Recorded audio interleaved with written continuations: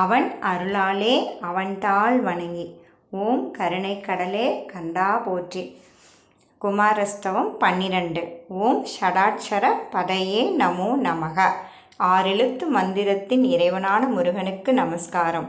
முக்தி தந்து அனுதினம் முழு பலன் நல்க சத்தியமாவது சரவண பவவே என அருளியுள்ளார் பாம்பன் சுவாமிகள். ஆகவே தினமும் சரவண பவனையும் சரவணபவ மந்திரத்தையும் துதித்து போற்ற வேண்டும். 13. ஓம் கவிராஜ பதையே நமோ நமக. கவிராஜ ராஜரான முருகப்பெருமானுக்கு வணக்கம். திருஞான சம்பந்தரை முருகனின் அம்சம் என்று கூறுவார்கள். முருகப்பெருமானே கவிராஜ பெருமானாக திருஞான சம்பந்தராக அவதரித்து வந்து சமணர்களை வென்று சிவனடியார்களின் துன்பம் தீர்த்தாராம்.